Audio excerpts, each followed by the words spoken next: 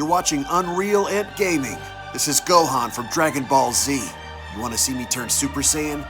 Or should I take it to the next level? I'm also the narrator, too. Next time on Dragon Ball Z, make sure and smash subscribe to UnrealEntGaming.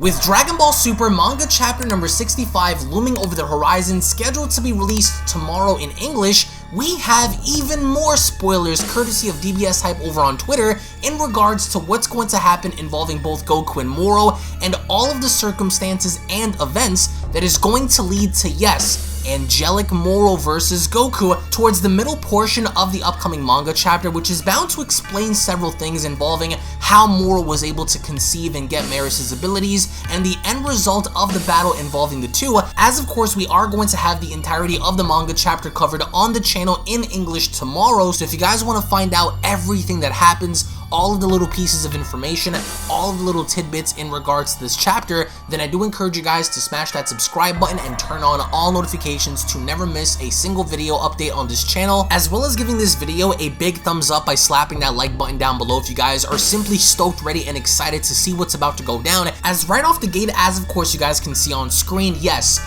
Moro does in fact possess Maris' abilities, he possesses his powers, and this all comes courtesy of Moro breaking his arm and then reattaching the severed arm that still had the gem attached to it in collecting Maris' data and using that as a means to go against Goku. But I want you guys to pay close attention to Goku's reaction, because Goku's calm, he's not concerned, he's not worried, but instead, once again, he's focused. He's heavily focused and his eyesight is locked onto Moro as Moro seems to be demonstrating arrogance and ego, and Beerus here seems more annoyed than anything else because according to rough translations, he's asking Whis on what just happened, and Whis further confirms that indeed, Moro does possess the angel trainee's power and Beerus is pissed. But as of course you guys can see on screen, as soon as we get to see how Moro slowly approaches Goku, he wastes little time in quickly having to dash on in, which remember, now he has the abilities and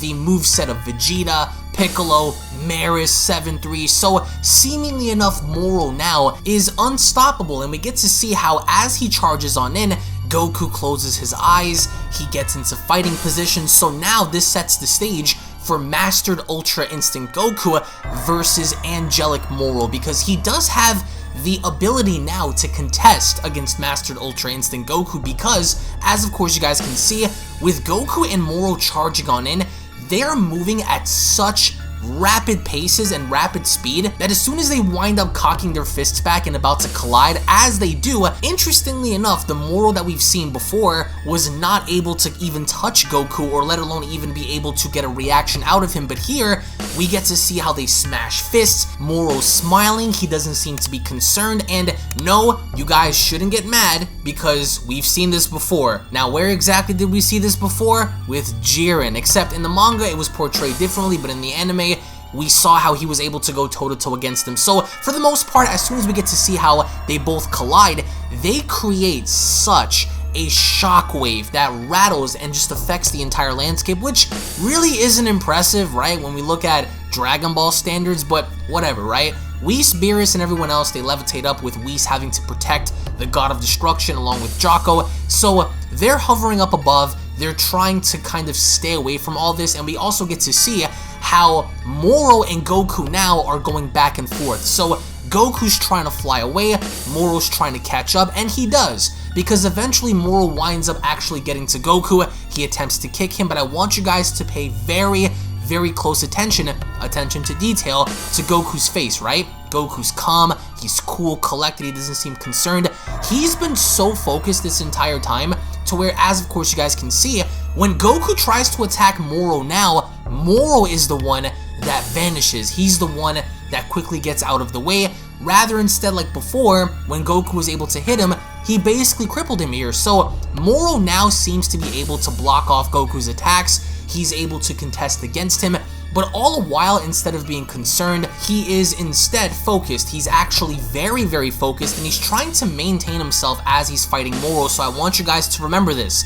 Moro is able to challenge Mastered Ultra Instinct Goku with Maris's power. However, do you guys remember what happened to Goku during the events of the Tournament of Power? Remember when he was just about to finish Jiren off, and then his back just got blown out and he collapsed on the ground because the power of the gods was just simply overwhelming, too overwhelming for his body? Well, as of course you guys can see, that is the same exact thing that ends up happening to Moro. It appears that the angelic power is just too much for Moro to control. Maris's abilities and his data is simply too overwhelming for his body. So you get to see how Moro is inflating. He's becoming bigger and bigger. He's basically becoming deformed as Goku is whooping his ass. And as of course you guys can see, we have shades of the Cell arc, right? When Cell was about to blow himself up, we have a gigantic version of Moro. But no, he's not a ticking time bomb, so if Goku touches him,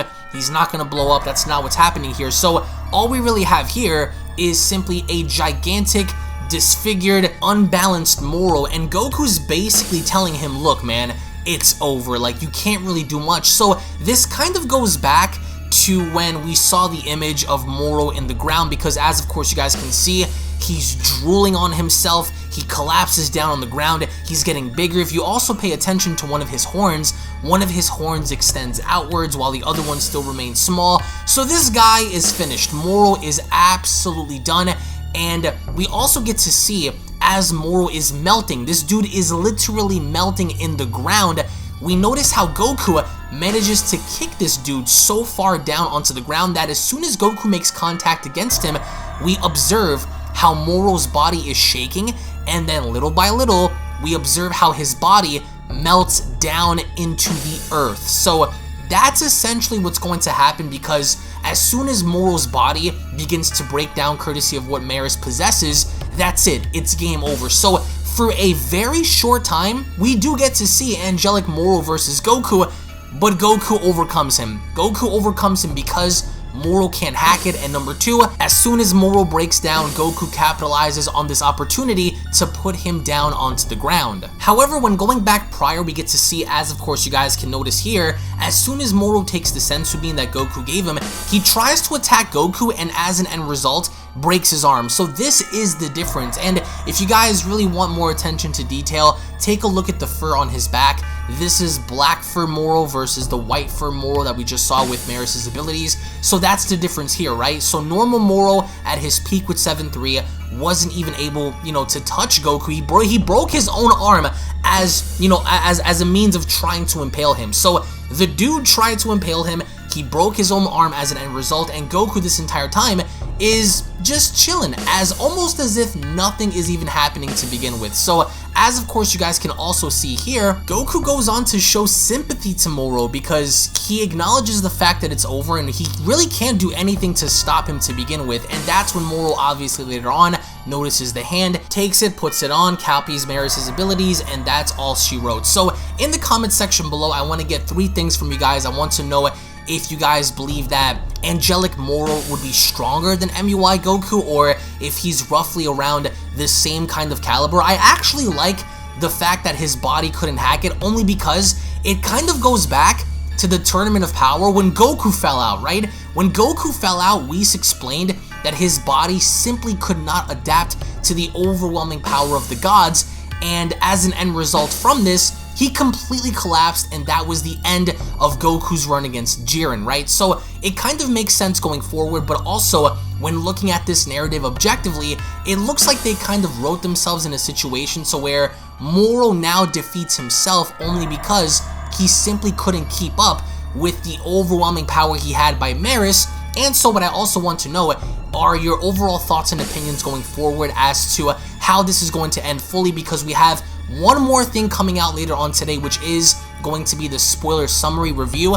So we're gonna, basically break down everything in terms of translations. So I hope you guys are ready for that. Also, what are your thoughts on Giant Moro? I'm not really digging that, only because, again, it just harpens back to the Cell arc to me, right? To me, it just reminds me of the Cell arc. There's no substance there, but it is what it is. So again, We're going to have everything translated in English tomorrow, so I hope you guys tune back in. Give this video a big fat thumbs up if you guys enjoyed it. Hit that subscribe button if you guys are new, and I'll be seeing you all down in the comment section below. Have a great day, guys. Peace. And a quick little reminder before you guys go, if you guys are unaware, I do have a second gaming channel located down in the description box below, so be sure to head on over to Unreal Royale and hit that subscribe button along with turning on all notifications, as to there, you guys will find all different kinds of gaming content that you will not get to find on UnrealEntGaming, titles and video games such as Grand Theft Auto, Call of Duty, Gears of War, Dragon Ball Z Dokkan Battle, Dragon Ball Z Legends, Dragon Ball Z Budokai Tenkaichi 3, Minecraft, Blair Witch, and many other retro games on that channel. So if you guys are into gaming, then make sure you guys subscribe over on Unreal Royale. I want to thank you all so much for your time, and I'll catch you all in the next one. This is the Galactic Emperor of the Universe, and of course I'm here to tell you to subscribe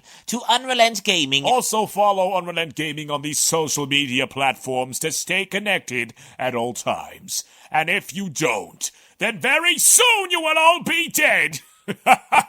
Oh, did someone say UnrealEntGaming? Oh my god. The fuck's up, on? Put on some clothes! Well, why don't you put on any clothes? What? I don't need clothes. Jesus Christ, that's huge! What, Broly? Freezer. Uh-oh. Prepare to die!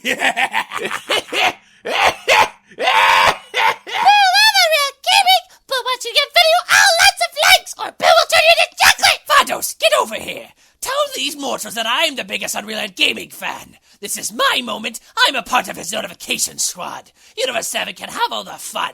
I just want the food. And don't forget to leave a comment on this video. Show some love for the best community on YouTube. Kakarota!